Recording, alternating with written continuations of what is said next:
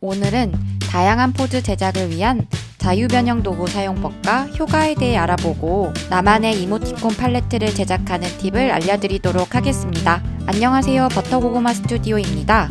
지금까지 이모티콘 제작을 위한 아트보드 및 레이어 세팅과 사용하는 기본적인 도구를 알아보고 효율적으로 사용하는 팁들에 대해서 안내해드렸는데요. 오늘은 다양한 캐릭터 포즈를 그릴 때 사용하는 자유변형 도구와 효과에 대해서 알려드리려고 합니다. 추가로 다양한 기능들도 넣어두었으니 끝까지 따라와 주세요. 이모티콘을 그릴 땐 대지를 3등분으로 나누어 3분의 2는 캐릭터 영역, 3분의 1은 텍스트 영역으로 가이드를 주면 조금 더 통일감 있는 이모티콘을 그릴 수 있습니다. 대지 1번 스케치 레이어의 정자세 포즈에 졸라맨을 하나 그려볼까요? 정자세인 모습에서 변형을 하고자 할 땐 이 자유변형 도구를 사용하면 조금 더 쉽게 그려볼 수 있습니다. 지금 이 모습에서 안녕하는 모습으로 한번 그려볼 건데요. 오른발로 중심을 이동하고 왼손을 올린 모습으로 변형을 해보겠습니다. 올가미 툴, 단축키 L을 눌러서 캐릭터를 선택해줍니다. 그리고 컨트롤 T를 눌러줍니다. 그러면 네모 박스 안에 동그라미 모양의 바깥쪽으로 십자 모양의 아이콘이 보이시죠? 이거를 참조점이라고 부릅니다. 만약 이 참조점이 보이지 않는다면 편집 메뉴에 환경 설정을 들어가셔서 도구로 들어가신 다음 변형을 사용할 때 참조점 표시에 체크박스가 되어 있는지 확인해 주세요. 참조점은 즉 중심점이기 때문에 참조점을 활용하여 중심을 이동하고 동작을 변형을 해주시면 됩니다.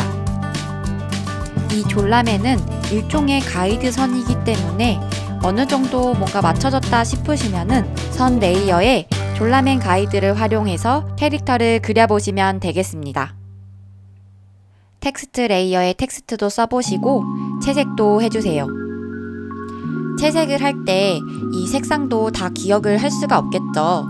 일일이 스포이드로 찾아서 쓰는 것도 무리가 있습니다.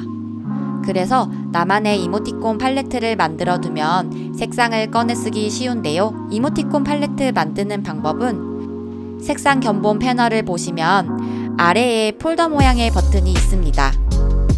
이 버튼을 클릭하셔서 이름을 내 이모티콘이라고 적어보세요. 그 다음 내가 원하는 색상을 이 폴더를 클릭하신 다음 네모의 더하기 버튼을 눌러 추가를 해줍니다. 이렇게 나만의 이모티콘 색상 팔레트를 만들 수가 있습니다. 색상을 삭제하고 싶으시다면 색상을 클릭 후 휴지통 버튼을 눌러주시면 됩니다. 스페이스바를 눌러 대지 2번으로 이동해 보겠습니다. 깜짝 놀란 포즈를 그려볼 텐데요. 이 깜짝 놀란 포즈는 표정이 잘 드러나면 더 재밌겠죠. 이 정자세의 졸라맨을 크게 늘려서 상반신만 나오게끔 조정을 해봅니다. 선을 딸 때 가이드 레이어가 너무 진하게 보이신다면 가이드가 그려진 레이어를 클릭하시고 레이어 탭에 보시면 불투명도 값을 낮춰줍니다. 그러면 조금 더 쉽게 선을 딸 수가 있어요. 여기에 효과선을 쓰면 더 재밌게 표현을 할 수가 있을 것 같은데요.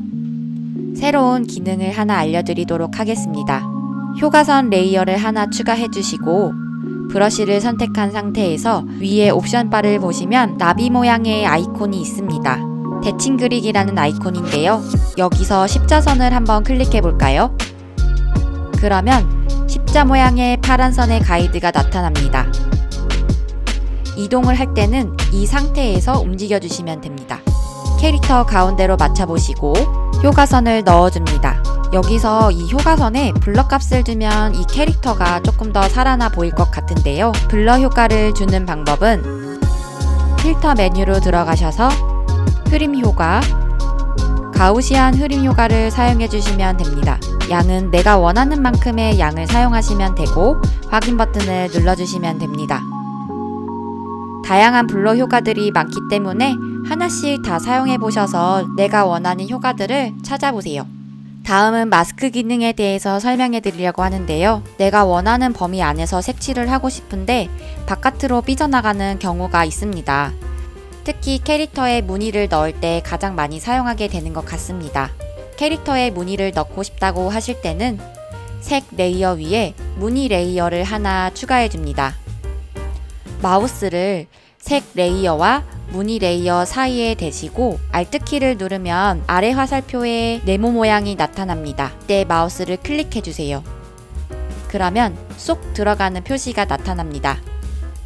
이때 무늬색을 넣어주시면 색 범위를 나가지 않고 깔끔하게 그릴 수가 있습니다.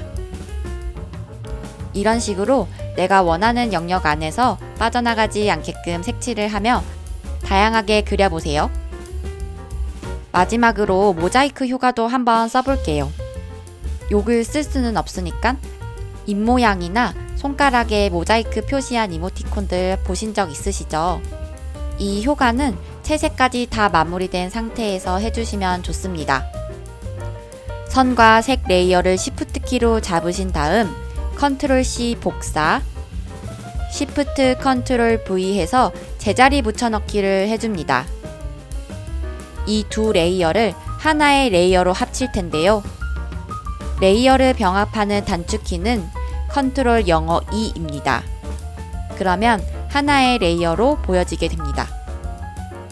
복사 붙여넣기 한 이유는 추후에 수정을 할 수 있기 때문에 해둔 것인데요. 만약 나는 수정이 필요 없겠다, 완벽하다라고 생각하시면 복사 붙여넣기는 생략하시고 레이어를 병합해 주시면 되겠습니다. 이 상태에서 저는 입모양에 모자이크를 줄 건데요. 올가미 툴 L키를 누르셔서 입모양을 선택합니다.